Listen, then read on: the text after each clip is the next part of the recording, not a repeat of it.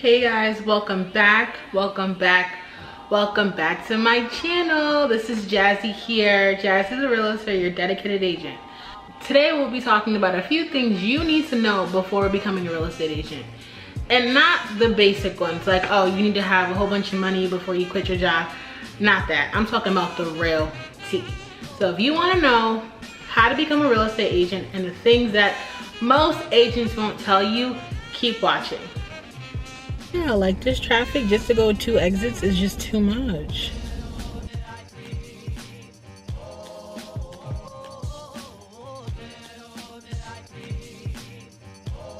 Not the whole formal type of girl. Like, I'm gonna just give it to you how I give it to you. Minimal edits. I'm gonna be looking down time and time again to look at my notes. But let's get started. So, number one, I would say lenders mean everything. Your lender is the person, or the lender period is the person that's going to pre-approve your client. We can't look at houses until you get a pre-approval, right? So you want to make sure that your lender's on it, that they're asking for the information that's needed, nothing extra, that they're not doing the most. We want to make the pre-approval process as smooth and simple as possible so we can start looking at houses. But when you start procrastinating and prolonging that process, then what happened? Boom, the client's already tired, don't want to look at houses, annoyed, and then they don't want to work with you. So your goal is to have a circle of lenders that you're able to refer your client out to that can make sure that the process is as smooth and easy as possible to be able to show houses. So I would say that's number one. Number two, if you are new to real estate, find a brokerage that supports you, your morals, your ideals, and has some type of training process. Sorry, let me turn off my phone. Okay, number three, this is this infamous thing like buyers are liars. I don't want to say buyers are liars. Like, that's not what I like to say, but I do want to say that buyers can be difficult. Like, they can come in saying, oh my goodness, I want to buy a house right now. I want this, this, and this. You get them this, this, and this, and then they're like, oh no, this is not good enough. I want this. I want to look at this. And it's just like, sometimes the process is long, it's drawn out, and that's something that you need to figure out how you're gonna go about your pitch when you meet someone. I can find exactly what you need. I'm gonna be honest and truthful with you, but I won't be running around looking at 40 houses just so you can say that you don't want none of them, or you want the first one that we saw out of the 20. So I think it's about you and how you portray yourself as a realtor and how you come off. If you come off confident, knowledgeable, on time, clear, direct, and you set your expectations for them, I think that the process won't be as long and as drawn out as sometimes they are. You got to pay to play. This comes in all forms. So, I mean, the most simplest example of this is you gotta drive around. That, as a realtor, that's just what it is. Most of your money is gonna be on gas. Like, that's just what it is. You gotta pay. That might mean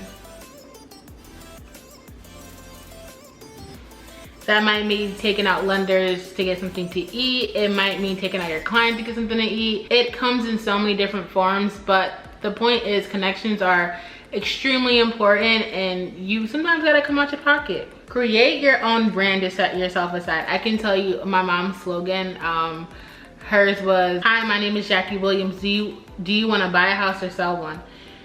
And like, that slogan caught on, and everybody that met her, like, that's what they would say to her. And then like, it would just be the thing, you know. Every time she answered the phone, that's what she would say to people. And like, that made it easy. So you want to make sure that whatever it is, whatever you say, whatever you do, is setting yourself aside.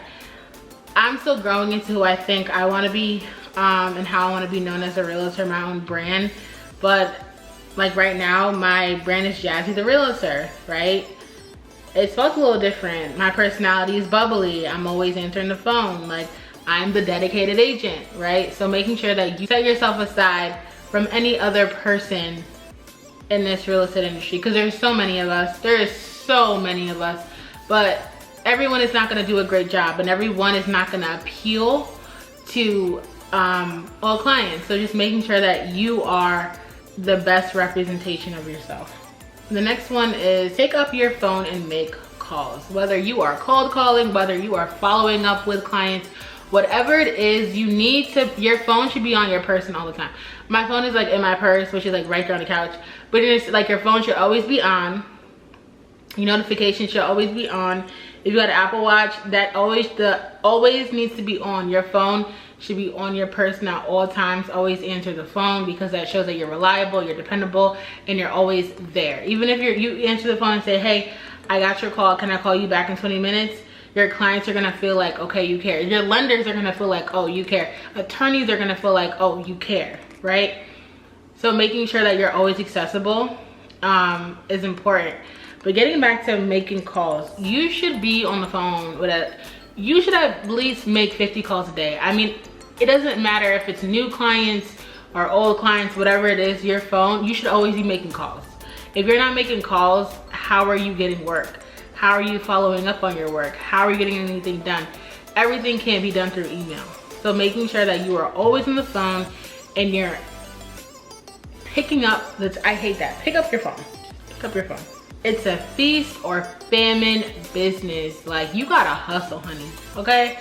If you don't wanna hustle, this is not for you. If you're not willing to get down and dirty and in the mud and go through it, the trenches, this is not for you. Like, it all does look like glitz and glam. The checks do come and they're nice, but if you're unwilling to put the work in, they're never gonna come, or they're gonna come seldom. I'm trying to get nice checks every month. I'm trying to have multiple closings every month, but what does that mean? I have to put in the work every single day, right? Right. We kind of talked about this already, but like setting yourself apart from other realtors, we talked about that. You have to commit to succeed. It's like all the people that I like those rags to riches, like bio, what is it, documentaries, excuse me, those rags to riches documentaries like Michael Jordan, Kanye West, Jay-Z, Beyonce, like anybody that really wanted it, whatever it was, it became their life. It became what they talked about, what they slept, what they dreamt about when they woke up. Everything they did had to do with that, whatever it was. Real estate needs to be the love of your life. I mean, like morning to sleep thinking about it, figuring out how you can do better. What did you do wrong for that day? And always trying to figure out what's next. And I think that's very important. You have to show up. Like, you have to show up every single day. And if you don't want to show up, this is not the business for you. Don't get me wrong. It is okay to take days off. It is okay to kind of do like a third of what you typically would do here and there. But especially starting out your first year, like, you should be grinding as much as possible, trying to learn all you can. This idea that you're not a true salesman, I can agree. Real estate is selling, like you're selling houses, but it's not like, oh, hey, here's a car, here's a nice car, buy this car, right?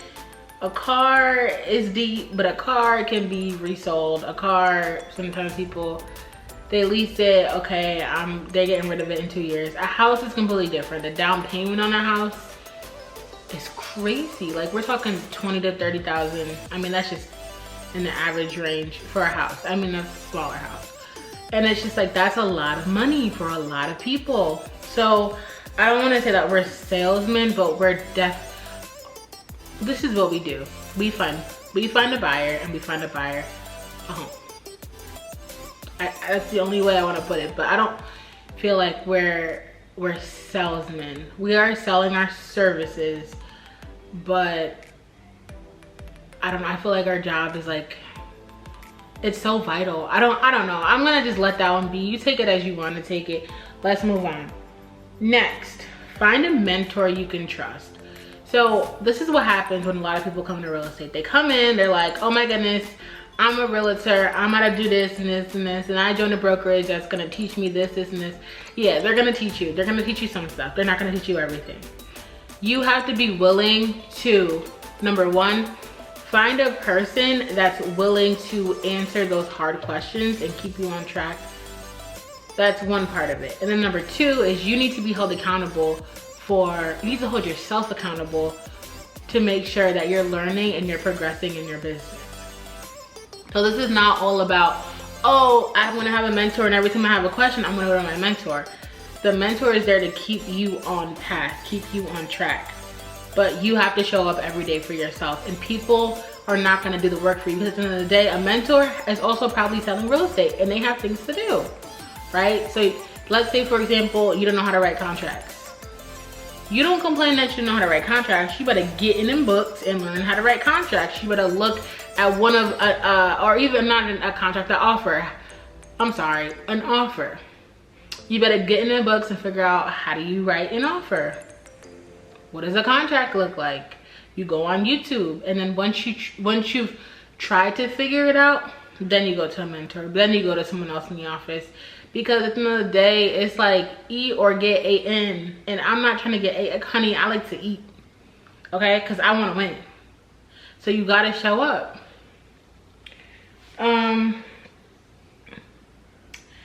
Never count your commissions until they close. Okay, this is one that I know I got to stop doing. And I know it's so hard, because see, when you get in a business and you need money and it's like, you know, I'm not saying you literally count the coin, but you count the coin like, I gotta put on a little calculator.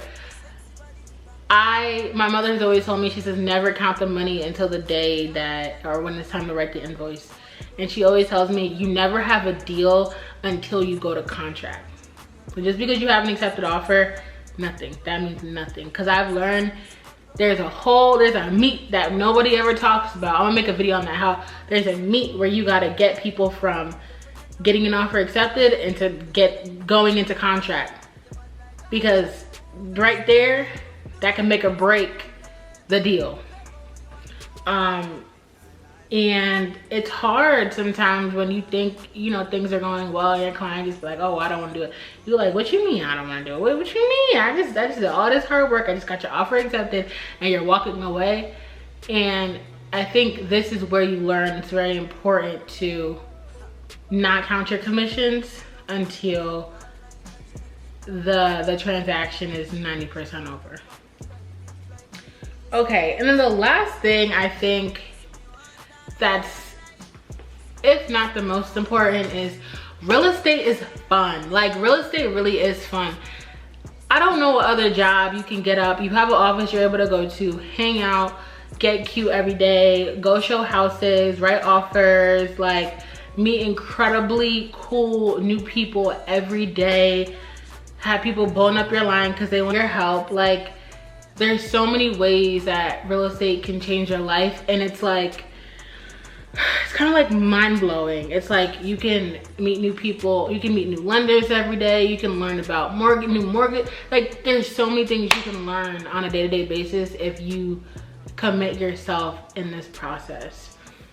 So please never forget, like, at the end of the day, yes, this is a job, but this is a lifestyle, honey. This is my lifestyle, and I have fun. And I feel like as long as you remember that, you will be good. Always keep your head up, forward, 2 months down the line, 3 months down the line, and just keep working, and the money will come, and you will be 10 times off more happier if you remember all the little things that I just told you, because they're important and they play a factor in your day-to-day life.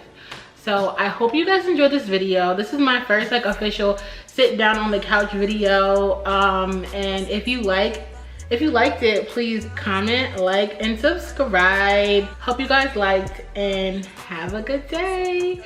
Jazzy the Realtor, your dedicated agent. Peace.